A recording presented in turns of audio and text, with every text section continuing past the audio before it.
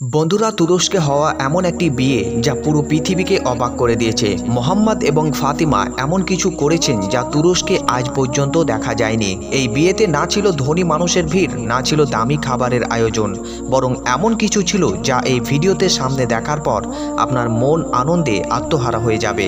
আপনি এই ভিডিওটি শেয়ার না করে থাকতেই পারবেন না। আপনি কি কখনো এমন কোনো বিয়ের কথা শুনেছেন যেখানে বর কনে সোনার গয়না এবং দামি উপহার নিতে স্পষ্টভাবে অস্বীকার করেছেন? আজকের এই ভিডিওতে আমরা আপনাদের এমন একটি বিয়ের গল্প শোনাবো যা শুধু তুরস্ক নয়, পুরো বিশ্বের সামনে মানবতার এক নতুন দৃষ্টান্ত স্থাপন করেছে। এই ভিডিওতে আপনারা দেখতে পাচ্ছেন তুরস্কে মোহাম্মদ ও ফাতিমার নামে এক মুসলিম দম্পতির বিয়ে হচ্ছিল, কিন্তু এটি কোনো সাধারণ বিয়ের মতো ছিল না। ভিডিওতে দেখুন, খাবারের টেবিলে বেশিরভাগ জায়গায় বসে আছে ছোট্ট ছোট্ট শিশুরা। তাদের পরনে ছিল খুব সাধারণ পোশাক, আর তারা বিস্মিত চোখে চারপাশে সব কিছু দেখছিল, কারণ তাদের কাছে এসব যেন স্বপ্নের মতো ছিল। মানুষজন এসে তাদের সঙ্গে হাত মেলাচ্ছিল, আর তারপর ক্যামেরায় এমন এক দৃশ্য ধরা পড়ে যা হলরুমে উপস্থিত প্রত্যেক মানুষের চোখ ভিজিয়ে দেয়। পুরো গল্পটা আমরা সামনে বলবো, তবে তার আগে প্রথমত আপনি এই ভিডিওটি দেখুন। तुर्की की एक शादी इन दिनों सोशल मीडिया पर वायरल है। दरअसल ये शादी इंसानियत की मिसाल पेश कर रही है। यहाँ दूल्हा दुल्हन ने मेहमानों से तोहफों की जगह अनाथ बच्चों को लाने का आग्रह किया। बता दें, बच्चों ने प्यार से भोजन किया और उन्हें उपहार भी दिए गए। ये पहल बेहद ही प्रेरणादायक नजर आई। তো বন্ধুরা, আপনারা এই ভিডিওটিতে দেখলেন ফাতিমা এবং মোহাম্মদ নামের এই মুসলিম দম্পতি সিদ্ধান্ত নিয়েছিলেন যে জীবনের সবচেয়ে আনন্দের দিনটি শুধু আত্মীয় স্বজনদের মধ্যেই সীমাবদ্ধ রাখবেন না।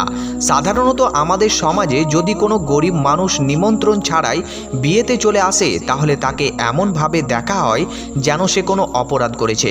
কিন্তু আমি আগেই বলেছি, এই বিয়েটি ছিল একেবারেই আলাদা।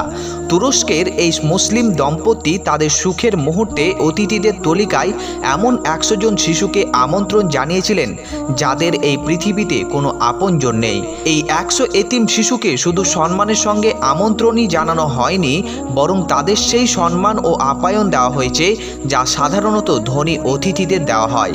ভিডিওতে সামনে দেখুন, যখন বর কনে হলরুমে প্রবেশ করেন তখন তাদের স্বাগত জানানো হয় ফুল দিয়ে নয়, বরং এই শিশুদের নিষ্পাপ হাসি দিয়ে। এরপর শিশুদের দারুণ খাবার খাওয়ানো হয় এবং বর কনের পক্ষ থেকে এমন উপহার দেওয়া হয় যা নিয়ে খেলা করা একটি গরিব শিশুর স্বপ্ন।